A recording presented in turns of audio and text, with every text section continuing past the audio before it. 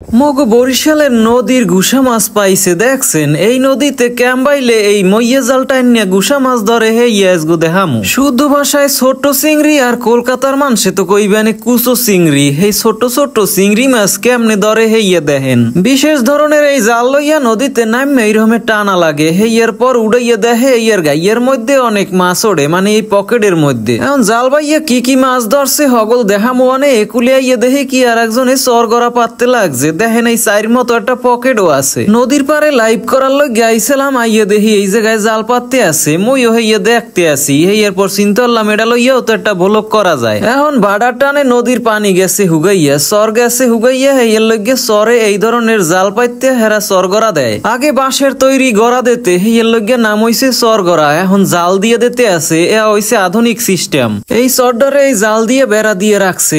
এরপর যেই পানিটা উঠবে জোয়ারে এই সময় এই জালগুলো খুঁড়ি দিয়ে জাগাই রাখবে যাতে মাছগুলা বাইরেইতে না পারে। বিশাল এই জালের মধ্যে এক পকেট আছে, আর এই পকেটে এইরকম একটা চাইর মতো সিস্টেম যাতে ওই মাছগুলা হগল এই পকেটের মধ্যে আইয়া জমা হয়। এই জালের এক পাশ মাড়ি খুঁজছে খুঁজছে মাটির ভিতর আটকাইয়ে রাখা হয়। এরপর জালটা যায় পানিতে ডুববে জোয়ার আইলে। এই রকমের জালগুলো পাইতে টাইতে রাখে এক পাশ থায় মাটির মধ্যে আটকান নিয়ে, আর এই জালগুলো ডুববে থাকে যখন জোয়ারের পানি আয়। এরপর যে সময় পানি বাড়িয়ে যায় এই জাল থায় পানিতে ডুবান না। এরপর ডুবান না থাকা অবস্থায় এই জালের উপর দিয়ে মাছগুলা চরে ওঠে।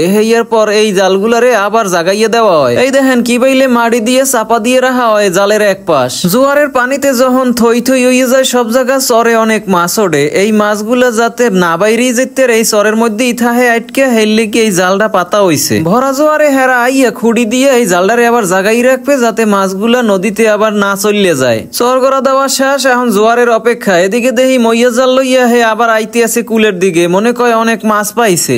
এখন কুলের দিকে আইয়া এই মাছগুলা ছাড়াইতে আছে। একটা পকেটের নাহান সিস্টেম, হেয়ার লগে আবার কাডিও দেওয়া আছে লোয়ার। বিশেষ ধরনের এই মইয়া জাল নদীতে টানলে ছোট বড় অনেক চিংড়ি মাছ পাওয়া যায়। সব জাল ঝারিয়ে টেরিয়ে সব এক পকেটে আনছে, মানে এক কানায় আনছে। এখন ইয়া পাইলিয়াই লইতে লাগছে। দেখেন অনেকগুলাই পাইছে। এই ছোট বড় চিংড়ি মাছগুলা অনেকবার টাইনে হেয়ার পর পাইছে। তো এক খাইতে কতগুলা উঠছে হেয়াও তো দেখলেন। তো মাঝে মাঝে জোয়ারের সময় ও টানে, এই সময় মনে হয় একটু বেশি পায়, এখন মনে হয় একটু কম পাইছে।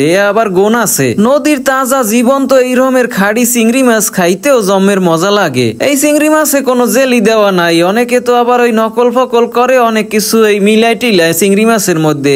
কিন্তু হেয়া না, একেবারে খাড়ি মাছ। নদীর পারে মাছ ধরার দৃশ্যগুলো একেবারে বাস্তব তুললে ধরলাম আপনাদের সামনে। কেমন লাগছে জানাইয়েন। যদি ভালো লাগে নিয়াজ নামের এই পেজটা ফলো করে রাখেন।